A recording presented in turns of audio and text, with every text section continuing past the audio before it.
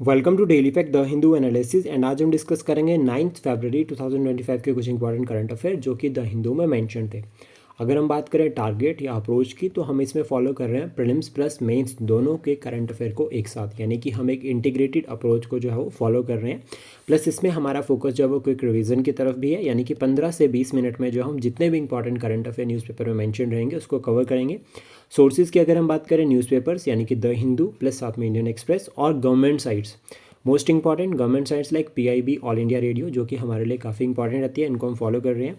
Plus साथ में हम जो है वो पीवाईक्यूज़ पर भी जो है वो फोकस कर रहे हैं कि जिस तरह से एग्जाम में अभी क्वेश्चन पूछे गए हैं उसी तरह से जो हम टॉपिक्स को कवर करेंगे, ताकि जो है वो हमारा जो मेन टारगेट है कि हमें एग्ज़ाम क्रैक करना है उस पर हमारा फोकस रहे।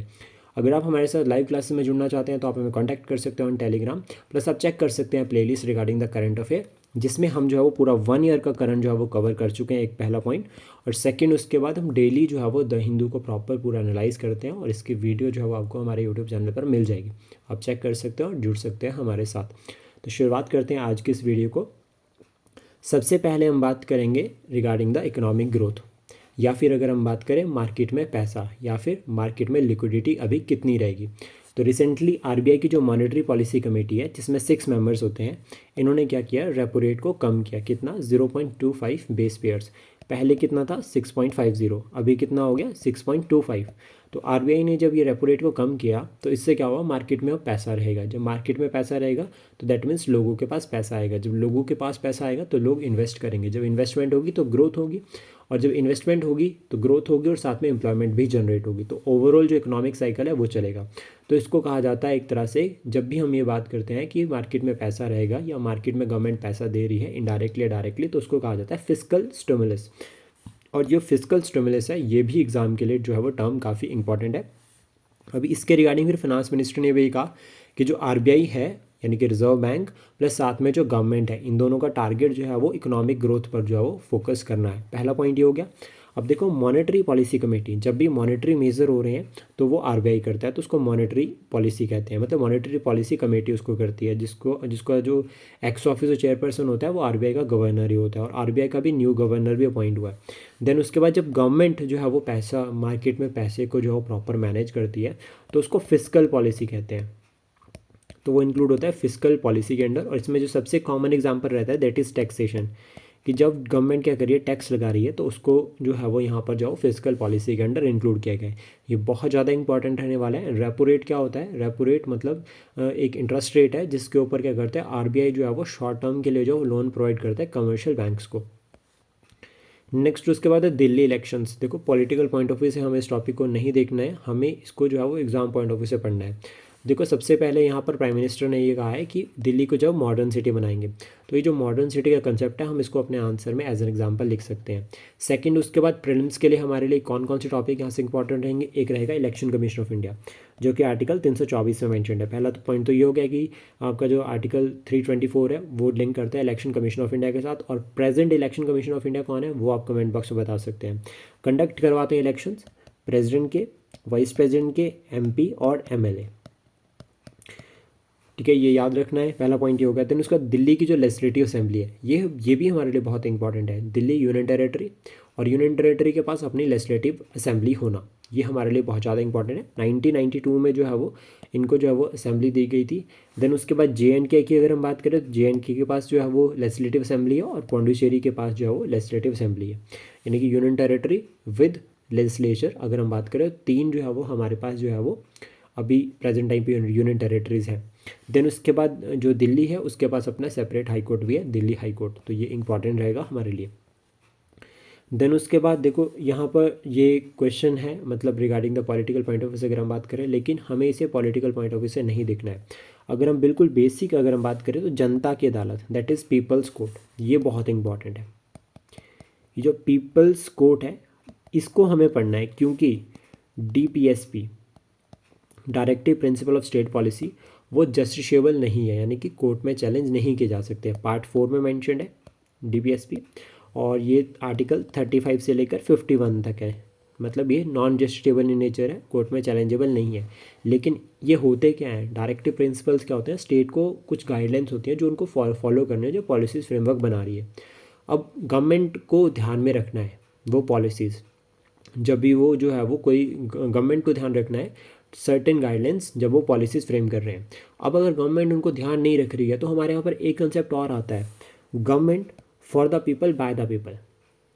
ये कंसेप्ट भी अप्लाई हो रहा है। तो जब हमें ये पता चलेगा कि हमारे द्वारा जो सरकार बनाई गई है वो पॉलिसीज़ को फॉलो नहीं कर रही, वो गाइडलाइंस को फॉलो नहीं कर रही है जो पॉलिसीज़ बना रही है, तो वो चैलेंजेबल कहाँ पर होगी, हमारे कोर्ट में, यानी कि पीपल्स कोर्ट में। और पीपल्स कोर्ट में चैलेंजेबल का सबसे बेस्ट एग्जांपल जो रहता है दैट इज़ वोट्स, यानी कि इलेक्शन। हम क्यों सरकार को दोबारा से लेकर आएंगे जब जो है वो उसने हमारे लिए कुछ किया ही नहीं होगा। तो इस तरह से हम इसको लिंक कर सकते हैं। तो पीपल्स कोर्ट का एग्जांपल हम जो है वो अपने आंसर में इंक्लूड कर सकते हैं, जो कि हमें इस न्यूज़ से मिलता है। नेक्स्ट उसके बाद है उड़ीसा सरकार जो है unified pension system, pension scheme जो है वो लेकर आई है। और इसमें जो अगर हम बात करें एलिजिबल पर्सन की तो वो इंक्लूड होते हैं यहाँ पर जो कि सेंटर की एनपीएस के अंडर इंक्लूड होंगे। तो वही पर्सन यहाँ पर जो है वो इसमें इंक्लूड होंगे। और इसकी इम्प्लीमेंटेशन की अगर हम बात करें तो 1 अप्रैल 2025 से जो है वो इसको इम्प्लीमेंट कर दिया जाएगा। उड़ीसा की अगर हम बात करें तो दाना साइक्लोन की वजह से न्यूज़ में थी, प्लस साथ में उड़ीसा के जो मैंग्रोव्स है वो हमारे लिए स्पेशली अगर हम बात करें कोस्टल रीजन के लिए तो वो जो है वो एक तरह से फ्रंट लाइन डिफेंस का काम करते हैं against tsunami as well as cyclones. तो ये इंपॉर्टेंट रहेगा। तो मैंग्रोव्स के पॉइंट ऑफ व्यू से अगर हम बात करें तो एज एन सिग्निफिकेंस हम इस पॉइंट को लिख सकते हैं। प्लस उड़ीसा को इंसाइक्लोपीडिया ऑफ ट्राइब्स भी कहा जाता है, इंसाइक्लोपीडिया ऑफ ट्राइब्स भी जो उड़ीसा को कहा जाता है। प्लस सबसे ज़्यादा ट्राइब्स कौन सी स्टेट में है वो आप कमेंट बॉक्स में बता सकते हैं। देन उसका फिजिकल स्टिमुलस से रिगार्डिंग ये है कि इंटरेस्ट रेट्स को कम किया, यानी कि सरकार जो है वो पैसा मार्केट में छोड़ रही है। प्लस टैक्स जो आपका स्टिमुलस यानी कि 12 लाख तक जो है वो टैक्स को फ्री कर दिया कि 12 लाख तक जो है वो किसी को टैक्स नहीं लगेगा। तो इससे क्या होगा कि जो मार्केट में पैसा रहेगा फिर इन्वेस्टमेंट होगी और फिर ग्रोथ होगी। तो ये टारगेट किया जा रहा है, मतलब डिमांड को रिवाइव करने के लिए प्रॉपर। और फिर ये नेसेसरी भी है अगर भारत को 5 ट्रिलियन इकॉनमी बनना है, 5 ट्रिलियन इकॉनमी बनना है 2030 तक। और इवन हमारा जो टारगेट है कि हमें जो है वो 2047 तक अगर हमें जो एक डेवलप्ड कंट्री बनना है, जो कि हमारा विज़न भी है एट द रेट 2047, या अगर हम बात करें एट द रेट अमृतकाल, तो उस फेज़ में हमें अगर चलना है तो हमें कम से कम जीडीपी जो है 8% तक लेकर जानी है, 8 to 10% जो हमें जीडीपी लेकर जानी है। तो उसके लिए जो है वो इस तरह के फिजिकल स्टिमुलस बहुत ज़रूरी है जिससे इकोनॉमिक ग्रोथ जो है वो और ज़्यादा इंक्रीज़ हो। नेक्स्ट उसके बाद टॉपिक है मराइन हीट वेव। ये बहुत ज़्यादा इंपॉर्टेंट है, वेरी वेरी इंपॉर्टेंट, और ये डायरेक्ट जो है वो कंसर्न अगर हम बात करें क्लाइमेट चेंज के रिगार्डिंग है। Rise in sea surface temperature generally 3 to 4 degree celsius, और ऐसा कहा जाता है कि एटलीस्ट 5 दिन एवरेज 5 डेज़ में अगर हम बात करें 3 to 4 degree Celsius temperature increase हो रहा है तो तब वो कंडीशन बन जाती है मरीन हीट वेव।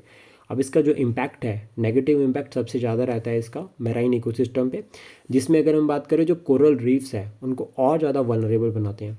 आपको बताना है कि कोरल रीफ एनिमल्स है या प्लांट्स, ये आप कमेंट बॉक्स में बता सकते हैं। और सबसे अगर हम बात करें बिगेस्ट जो कोरल रीफ है वो कौन सी कंट्री में है, ये भी बहुत ज़्यादा इंपॉर्टेंट है। इसको लेकर जो है वो एग्जाम में क्वेश्चन बना हुआ है, तो याद रखना ऑस्ट्रेलिया में, और इसका नाम है ग्रेट बैरियर रीफ। इसका नाम क्या है, ग्रेट बैरियर जो है वो रीफ जो है वो इसका नाम है।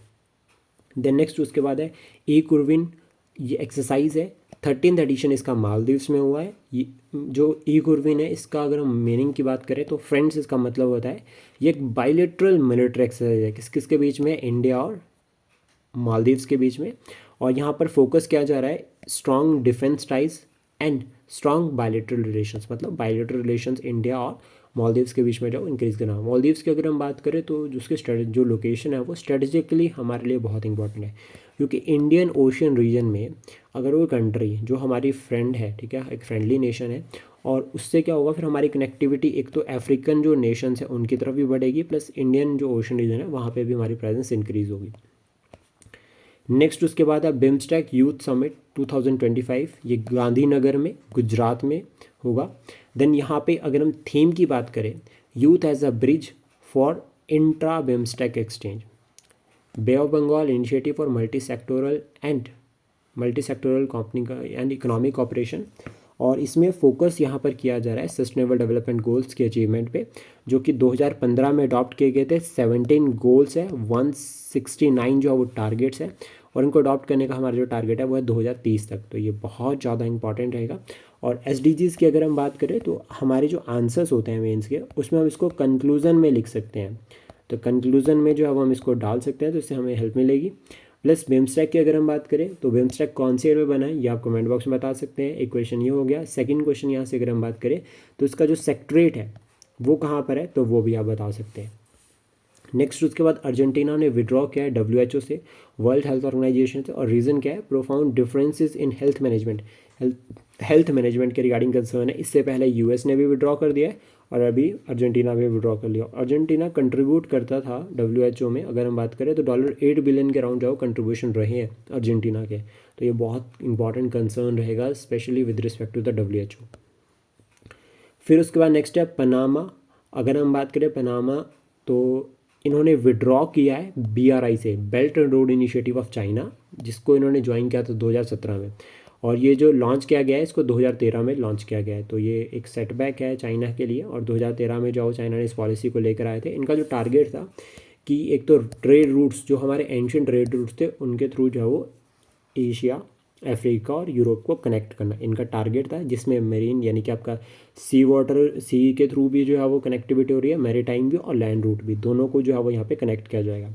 देन उसके बाद नेक्स्ट जो टॉपिक है that is drone promotion and utilization policy 2025। इसको लॉन्च किया है मध्य प्रदेश ने, और मध्य प्रदेश को टाइगर स्टेट ऑफ इंडिया भी कहते हैं। इसका जो ऑब्जेक्टिव है टू एस्टेब्लिश्ड मतलब इन्होंने टारगेट किया है कि खुद को यानी कि मध्य प्रदेश को एस्टेब्लिश करेंगे as a major hub for drone manufacturing. Drone manufacturing के रिगार्डिंग जो है वो मध्य प्रदेश को जो एक हब बनाएंगे, ऐसा जो उनका टारगेट है। और मध्य प्रदेश को टाइगर स्टेट ऑफ इंडिया भी कहा जाता है। एक इम्पॉर्टेंट अगर हम बात करें मध्य प्रदेश के रिगार्डिंग तो यहाँ पे एक मोस्ट फेमस जो है वो टाइगर रिजर्व है, अभी रिसेंटली आजकल न्यूज़ में भी चल रहा है, वो कौन सा है वो आप कमेंट बॉक्स में बता सकते हैं। देन उसका नेक्स्ट है NSDC international academy inaugurated in greater Noida. ये जो अकेडमी है ग्रेटर नोएडा में इनाग्रेट हुई है। ये डिज़ाइन की गई है to provide world class skill training and foreign language certifications. ये क्या प्रोवाइड कर रहे हैं, world class skill training and foreign languages जो है हमारी आएगी उसके सर्टिफिकेशन जो है वो प्रोवाइड करेंगे। आई होप जितने भी करंट अफेयर आज हमने डिस्कस किए हैं ये आपको एग्जाम के लिए हेल्प करेंगे। Thank you, please support, share and subscribe daily fact.